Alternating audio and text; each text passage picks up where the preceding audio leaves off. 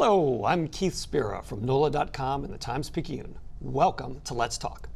My guest today has spent the past 30 years as lead guitarist in the New Orleans-born rock band Cowboy Mouth. But before that, he was a founder of the Red Rockers, the punk new wave band that broke out of Algiers and scored an early MTV hit with the song China. The Red Rockers have reissued their first album, Condition Red, on red vinyl and plan to play the whole thing at Tipitina's on November 11th, 2023, during their first show in nearly 40 years. Here to talk about all that is John Thomas Griffith. John, Thank welcome. you, Keith. Good to see you, brother. Yes, man. Yeah. Yes, indeed. Yes, indeed. I had no idea that Algiers in the early 80s was a hotbed of punk revolutionary spirit. But that's where the Red Rockers came out of. You would be surprised. Yeah, it was quite a feat. I mean, I could tell you that some of our first gigs were very humorous.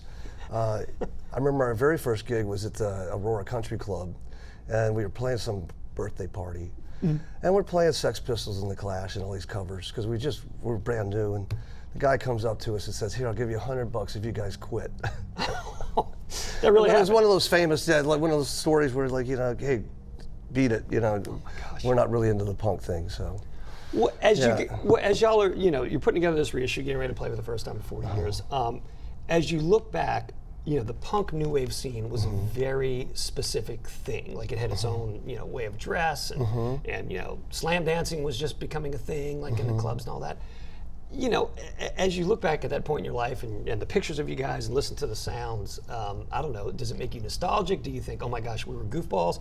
Like, what is your reaction looking back at your whole posture from back in the day, from 40 years ago? I look at it like, we were young and naive to an extent, but we also kept our finger on the pulse of like politics in America and around the world, and just at that time, we were also, Reagan administration was instituting the draft again, the selective service.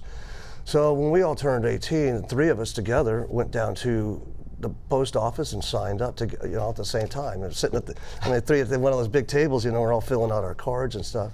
And that's kind of like where stuff like Dead Heroes comes from. It's like, wow, what if we get selected to go fight in who knows where? Yeah. Just the thought of it was kind of crazy, just like, but it happens. It just happened over Vietnam and Korea and stuff like that. So we were like on the tail end growing up of Vietnam. We were like 15 when they finally stopped the war. So I look back on it now, and especially in rehearsals this week, we've been very kind of conscious of like, wow, I'm going through the lyrics and just doing, man, this is almost more poignant today than it was back in 1980. Because, of course, you saw what happened today in Congress, so. Right, all kinds of stuff going on. Which is a lot of the first of firsts going on in the world. And we just felt like, I think once we became Red Rockers, we were called the Rat Finks. Rat Finks, right. Previous to that. And we started writing these songs, and we became like, and we're listening to The Clash and the Stiff Little Fingers. And we thought that, and we started writing lyrics like for the politically motivated. And that's kind of what the tact it went, and we changed the name to Red Rockers after a Dills song called Red Rockers Rule. And so that's when it went up kind of towards the political bent. Well, I'd say, and that wasn't just posturing. I mean, you guys really were kind of looking around. Like you said, there were real things that happened. You signed up for the draft. You guys were kind of politically engaged. Right. So that punk spirit. Right. The punk spirit was you need to really point out these inconsistencies in life and like especially in like politics. It's just so much shady stuff going on, and I guess you felt like a messenger in a way. Like you want people to think for themselves, and we want our audience to. And they were seeing the same things we were, but nobody was really talking about it, but us, and that was how that kind of formed. Was it singing those kind of songs in New Orleans? I mean, New Orleans has obviously a rich musical history that involves a lot more, jazz and funk and rhythm and blues. Playing punk music in New Orleans, I mean, did you guys feel a little bit like, outsiders? Oh, outcasts, yeah. Outcasts. Well, of course you do. I mean, in 1979 when we first did our first gig at the Showboat in Fat City with the Normals. And the Normals and Backstabbers and bands like that were kind of our mentors, I guess, so to speak, in that realm. You could only count the amount of audience member on bands on two hands, probably, maybe one hand. I mean, there was not very many of us, you know. And I remember going to UNO, and James and I were both going to school there. This is James Singletary, yes. Yep. And that's where we met Darren. So was Darren. The three of us were going to UNO. And we were hanging out in the parking lot with a couple other same-minded people. Bobby Brennan, who played in the Blue Vipers and stuff like that. Great bass player. And another girl that I kind of dated, Liddy Roddeman. So we kind of became like a little five-guy gang that would hang out at UNO. So that's how small it was. Gosh. But you were able to build a little bit of an audience, and you got some momentum going, and y'all started touring fairly early on, went over to Texas. Right. And we did the tour with the Clash in '82, I think it was. So you did like a handful of dates? Yeah, we did like 3 or 4 dates through Austin, Dallas, and Houston, and San Antonio. And that was fun. That really, it always seems like there's always been like a guardian angel over our shoulder going, okay, you think, okay, nothing's going on, all of a sudden, bang, something, you got a tour with the Clash. Your drummer quits. Okay, bang, there's a new drummer instantly that would just come down and play. And we felt very fortunate and very lucky that we had the kind of those moments, that nothing really missed a beat. Like everything just kind of came in line. It's a weird synergy. Yeah. And I think that's missing, and that's why there's not a lot of punk like an underground here in New Orleans, because it's hard to how do I say this, man? It's great to have your best friends in the band with you, because you'll take a bullet for them, Right. And it's us against the world. Right, you're up against the world, and you can advise each other on things without any heart like ill will, or something like that. You really. And that helps, because it's a lot of times there's a lot of personalities in new bands, like I could tell you. Okay. You think? Yeah. Yeah, you get thrown. I'll be perfectly honest with you. When when Fred asked me to be in Cowboy Mouth. Fred LeBlanc, the drummer from Cowboy Mouth. From Cowboy Mouth, yeah. Right. Mm-hmm. In 1990, it was with Paul Sanchez, and we had Paul Clement on bass, who was just there temporarily. We knew he was going to leave. And Steve Walters came in. Dynamic,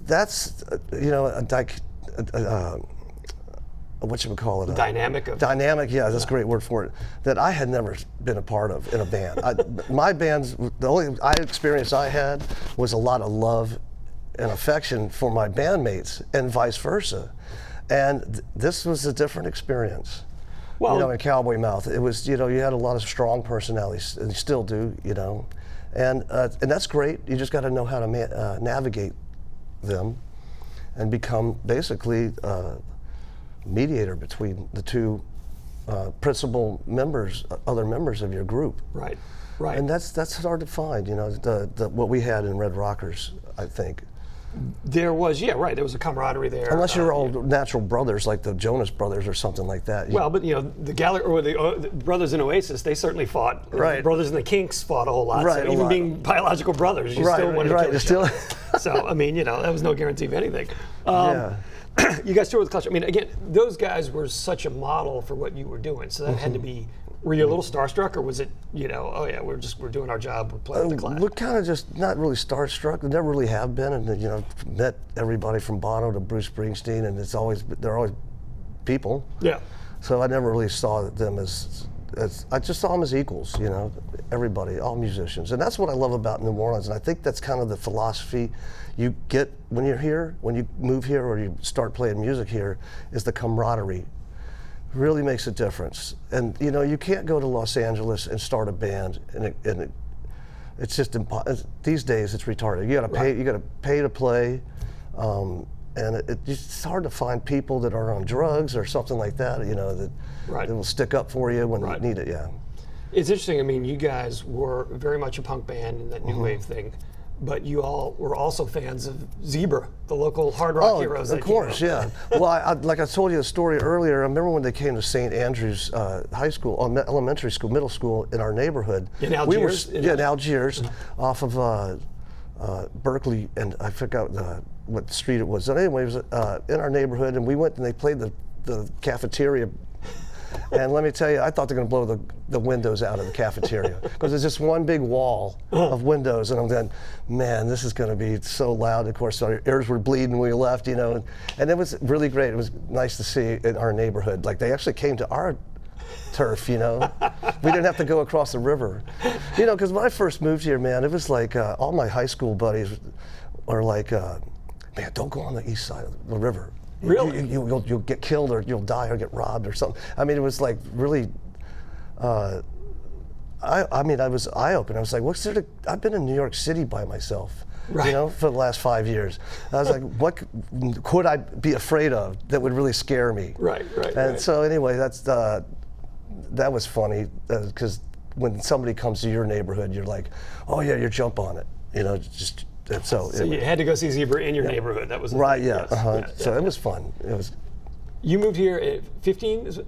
15 years old, 1975. So were you playing guitar in New York as well? I was playing a little bit. I was starting to learn how to play guitar in New Jersey, and then when I came down here, I kept going and I basically went to school at LSU for music composition, and my main focus was on writing scores for film and TV. And that's kind of where I wanted to end up. So that's what I've kind of gone back to out in California. So that's where I live now. But this is a great flashback, man. It's I mean, I can't tell you, especially like I said, singing the songs. I go, man, I can almost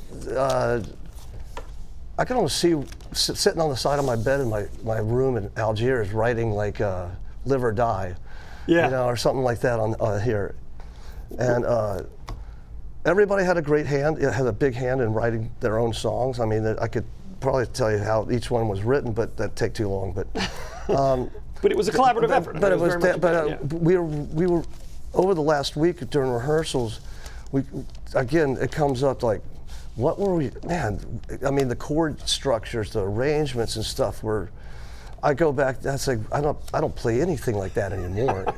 You know, that stuff is G, D, and C. You know, it's like that's pretty common in cowboy mouth, but I'm not complaining, but this has been a challenge to relearn, to say the least. I mean, we've gotten it down and it's starting to sound really, really good. We're using the drummer named Brian Barbaro, who has played around town in kind of Glamorama and Steffi and the White Sox and. Well, and he played. His dad is Pat Barbaro, the big band leader, and Brian played for years with Pete Fountain, I think, too. Yes, the drummer Pete. So you've got a jazz guy. We've got a jazz guy playing some punk rock music right now. Yeah, his dad Pat was a great guy, and that's where we're actually rehearsing out to Jefferson, Orleans, out in Metairie. Okay. So yeah, y'all did this first record, Condition Red, which was your own making, and now this was after y'all had moved to San Francisco, right? Because y'all, in the quest to land a major record deal, that prompted you guys to move out to San Francisco. You thought you had a better shot at breaking out there, Yeah, and we first got out there, our drummer quit. His name is Jeff Greenberg. He's from here, and he left the band, and we immediately got to Sunset Strip, and we're like, well, what do we do now? In LA, you were in LA first, in Hollywood. And so I had John Doe's number in my pocket, in my wallet. John Doe from the band X. X, yes. Yep. And so we went to a payphone and just, remember payphones? Vaguely, yes. And so the payphone, and I called up, and of course, that was back when you didn't have answer machines. You just had, there was a room full of guys in there, and they're taking messages and writing them on pads and stuff. So we called this answering service, and Patrick answered the phone. And I explained to him what we wanted to convey to John, and he said, well, I play drums. And we were like, okay. And he goes, what kind of music do you guys like? I said, well, we like the Clash, we like the Sex Pistols, Buzzcocks, Damned. Yeah. And he goes, dude, I love that music. I'm going, well, where are you? He goes, well, I'm in this Hollywood and Vine building. And says, okay, well, we're right down the street. So literally we hung up the phone, went to his office, and met Patrick for the first time. And he became our drummer in 5 seconds. Just like that. Just and like you ended that. up playing on the first record. Yeah, and again, it's one of those instances I spoke of earlier where it just like seems like there was a guardian angel over our shoulder going, okay, I'm going to direct you to this guy, I'm going to go here. You know, things would just fall into place. I mean, we didn't have to sit out there very long. So this is I'm talking like the first week the first few days we were in Hollywood. You found a new drummer and you were rolling. Yeah, and we were actually sleeping. We were sleeping on a record store's guy's floor out in Pomona. That's how. Yeah. It sounds like the beginning of a song. Sleeping on a record guy's floor in Pomona, right? Yeah, that's a good lyric. Yeah. So yeah, we'd go into Hollywood to kind of experience Hollywood, you know, because we had never been there before, you know. We had loaded up a Ryder truck with everything we owned. I mean, baseball cards to motorcycles. I mean, a huge Ryder truck. Oh gosh, yes, it'd be a big one. Yeah. Yeah, and it was. I remember we left on Christmas Day, and left New Orleans to drive to LA. Drive to Los Angeles on Christmas Day. I thought, yes, and I don't remember if we had any gigs in Texas on the way or anything. I don't think we did. I think we just made a straight beeline for Hollywood. And so Pomona, we had this invite. We had a girl that had come down to New Orleans. Her name was Cindy. I don't remember her last name, but she was kind of instrumental in helping us out when we first got there. She had a little Vega station wagon, and we had all our amps packed in the back of it.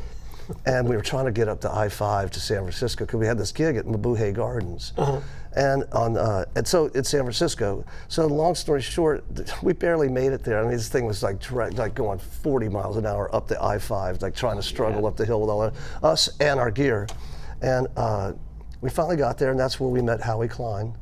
And Howie Klein came to our first gig. From 415 Records, who originally put this out. Now that's a great interesting story how this all came about too, is back then Howie had Romeo Void, Translator, Wire Train on his label, and a couple other Aftermath, I think. So, but he sold it off to this guy, Sandy Pearlman. And Sandy Pearlman was a producer, and he produced the Clash's Give 'Em Enough Rope album. So Sandy inherited all the 2-track tapes, 24-track stuff back then, from the Automat, and he died. He wound up passing away, and his wife contacted the sax player, one of the guys in Huey Lewis's band. In Huey Lewis's band. Yeah. Okay. So finally, Chris Cohen, our social guy, said, "Hey, you know, look, I'm going to turn you on to this guy, Johnny Cola.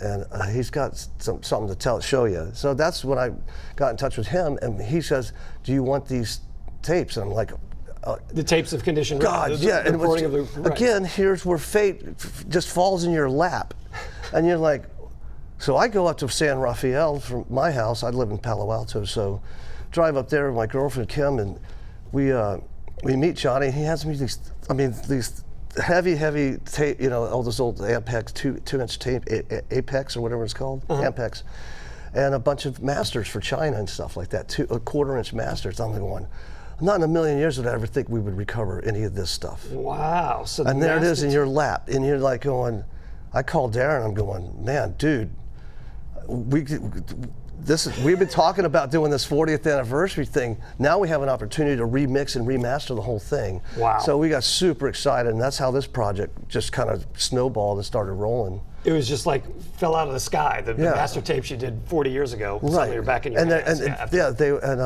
They were workable. I think we had to bake some of them, a little bit of them. But anyway, we got Mike Mayu and James and I went out to Metairie, and we got in a studio and and even Johnny Cola was really kind enough to digitize everything for a really cheap price. And so we took all the files out to Metairie and we remixed it and took all the stuff we didn't want in it that we thought was bad, you know. Right, you clean it up a little bit. Clean it up a little bit, get rid of the reverb, and actually pump some more guitars up, you know, into the mix so it sounds more modern. Says the guitar player. You want to have a little more of my guitar up there. Yeah, turn the drums down. Yeah, turn the drums down, exactly. Really the drums, yeah. No, I mean, that's a great story of how this thing basically came back from the dead. I mean, really, this record did. I mean, and then the small label that Darren works with was willing to put it out. And then that's when the gig came out, you know. Now we got to Now You know, gotta the play. one thing is with bands, I gotta say, is it's funny. Most of them will rehearse and rehearse and rehearse, but they'll never do a gig because until you do a gig or whatever, until you nail down a date, you won't get together and rehearse. So that's kind of forced us to get back together and rehearse. Was this November 11th gig, and it's always been the way. I remember I had a little band with Dave Clements and Tom Stern, and we called the Wild Peyotes. And it was a little country band based after Graham Parsons and the Flying Burrito Brothers. But I remember I said, man, if we're never going to get together and get anything together until we solidify a gig at Carrollton Station or something like that. Right. And so that's what made us kind of, okay, now we've got this gig, we have to practice. You know, And that makes it happen. That makes it happen. You mentioned, we've got about 5 minutes left here. I'll hit a couple things. China was you guys' big hit for Yes. the Red Rockers on the second album, Good as Gold. Were you like a big fan of Asian culture back in the day when you came up with that song? Or what was No, it? actually, I kind of consider, I think at a young age, we didn't realize how big marketing, we were actually our own marketers. So anything that has any kind of like with the red in it or something like that, and I just kind of hit on this idea, well, let's sing a song about China, Red China. You know, and that kind of went to Darren coming up with the lyrics for the verses and stuff, and then the producer helping us with the little licks and things. So that's kind of, it's more of a marketing thing that I thought, that's what I looked at it, you know. And anything, Condition Red, you know, Red Rockers, Sure. Red China, you know, anything that's red or whatever that we could manipulate in our favor, then we'd go with it. And that's kind of where China came up out of, you know. And China opened a lot of doors for you guys. I mean, Oh, big time, yeah. It also pissed a lot of people off from this crowd. From the Condition Red punk crowd. Yeah, I mean, Because it was there's an more old- polished. there's There's a more of a di- polished sound. yeah, and you always, there's always a saying, you know, if you do something like that, you know, they'll call you a sellout. And you go, yeah, well, I sold out the Sanger Theater, and I sold out this theater, and I've sold out that theater because of China. So you can call me a sellout all you want, but I'm making money, man. And I'm making a living, and not a great living, but I'm making a living. Playing I mean, music, you know, yeah. to be honest with you, during those times, from that China album and stuff, afforded me to buy my first house here in New Orleans, you know, up on St. Patrick Street off a canal behind the church, you know, up there. So I go, you know, you can say what you want, but yeah, it is what it is, man. You got to make a living, man. And so. And you guys ended up opening for, I mean, every 80s band, it seems like, what, Joan Jett, Joan Jett. Men at Work, Go-Go's. Cars? Did y'all do U2. Cars? No, U2. U2, right, Unforgettable Fire Tour, Yeah. you opened a bunch of arena dates. Yeah, yeah, we did the whole West Coast. That's a great story too, because that was a great opportunity. We were all in New York, and we were standing in Radio City Music Hall for an MTV event, some kind of thing.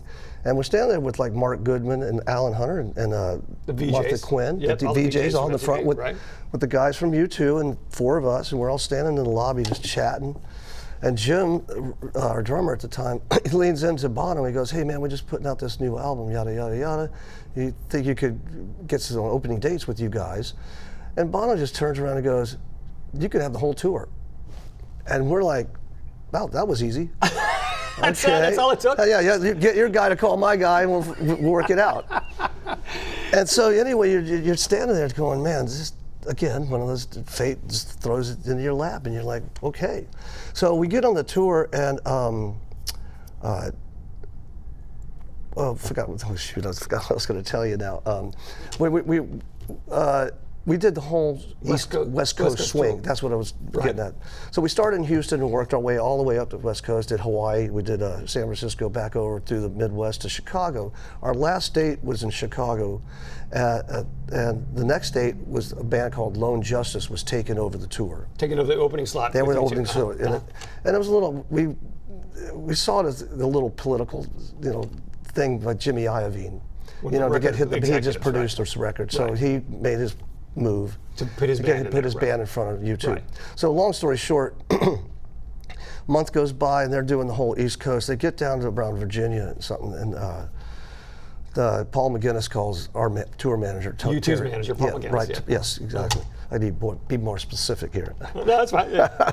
But the guy, he calls Terry and he goes, "Can you guys come out and join us back on tour? Because Lone Justice is getting booed off the stage. They're getting thrown at them. Sneakers, rocks, potatoes, tomatoes." Right. And so they're like, "It's really not looking good for us. So if you guys can come out and finish the last 6 dates or so through Florida and Atlanta," and I remember the first night was in Atlanta's Omni Theater, which is no longer there. It's Phillips Arena now. And that was like a really, it really made us proud. Okay, wow, we did our job and we impressed some people, obviously somewhere. Yeah. And so they invited us back. So that was a cool little caveat to that whole tour. That's quite a nod, to be asked back to finish out the U2 tour. That's awesome. Well, John, I mean, like I said, the legacy of the band, I mean, it's people still love China. I think people still love a lot of these songs. So, I mean, it's an amazing story that you guys are able to resurrect this record and come back and play it. So, so I'm glad y'all are having fun. Well, dude, we're playing the thing in entirety, and we're playing a bunch of B-sides that nobody's never been on a record before. As you could see on the back of the record, there are 3 added bonus songs. Missing in Action, United We Stand, and Voice of America. Now, Voice of America. Real quick, we just got only about 30 seconds here. Okay, what's the B-side to the 12-inch China release? Okay, so that song that's on the album. Those are 3 added features. So you're going to play all those at the yes. Tip Show? Yeah. You're going to play China? Of course. You got to play the moneymaker. Well, we got thrown up in the first rehearsal. We're going to do China. So I said, dude, we'd be stupid not to. Come on, I'm sure half the crowd's going to expect it, but anyway. But I want to thank you, Keith. I've known you for a long time, and I love you to death. You're very generous, and we appreciate it. Well, I appreciate you coming on the show. Good luck with the show. Good luck with the reunion. Thank you, brother. And have a good time. Thanks, man. All right, Peace. guys. Yes, thank you for watching. John, thanks for joining me. I'll see you next time on Let's Talk.